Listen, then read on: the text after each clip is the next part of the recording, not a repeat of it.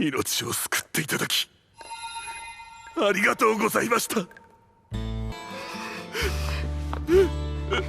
かった。あなたが生きていてくれてよかった。You know, sometimes when covering anime, especially on a weekly basis, you end up like a broken record. But in certain anime's cases, that's not necessarily a bad thing. I've talked this way about another anime this season called My Happy Marriage. And if you're into romance time period anime, highly suggest watching that. It's one of the best of the season. But in that same vein as best of the season, I really think Heretical Last Boss Queen is up there as well as one of the best of the season. Like, for me, honestly, it's probably top 3. And the only thing that is above it is, honestly, My Happy Marriage and Mushoku Tensei. I think Mushoku Tensei is just on another level. But I really think it's like the 3rd best anime to watch this season. And one of the things I said about My Happy Marriage is when an anime can invoke feeling within you, which the other 2 anime that I mentioned, My Happy Marriage and Mushoku Tensei, they absolutely do. That's when you know you're watching something really special. And, you know, and it's especially special to convey emotion and to grab the attention and emotion of a viewer, especially in anime, right? Because you have to think about it. It's like most of the conveyance of feeling is done through voice. And for us, you know, or most of us, probably 90% of us, probably 95% of us who don't speak Japanese, maybe we know some phrases and words and you can catch on to certain things, but for the most part, don't really speak Japanese. For us, it's like that tonality of voice is something that has to it has to transcend language and transcend media to get to you and to me, the viewer. And, you know, in this episode, there was 2 really, really actually 3 really heartfelt moments, right? One, a moment that Princess Pride shared with her people, with her knights, and the way that she kind of stood up for them and stood up for herself and her character believes in, but what she believes in and what she's fighting for and the reasons behind her actions. That was really, really emotional and strong.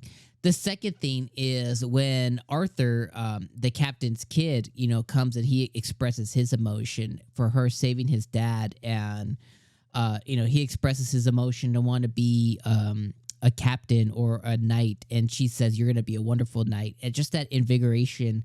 And then her finally realizing that he's a love interest later on. And her continuance of saying, hey, if I ever stray, slit my throat kind of thing. And in her saying that, you know, she invoked another person, including Stale, that is going to make sure that warning never comes to fruition, and somebody else is going to dedicate themselves to her. And then you have the captain, right? You have the captain who he falls on knees and says, "Thank you for saving me and letting me see my child again and my friends and my family, and me being here is because of you." And it's all very emotional. And for me, you know, it doesn't, like, I don't always cry, but you get that teary-eyed thing when you're watching, so you're like, oh my gosh, like, ooh, like, you know. And I think that's what's so cool about anime is it's able to kind of transcend language and transcend media and hit us in the feels.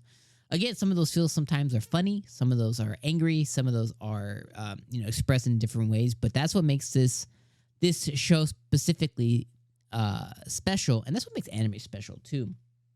And I just absolutely love it. And being able to see Princess Pride here come into her own, because she's a mixture of who she was before, who she is now, and a little bit of who Princess Pride was before and could have been.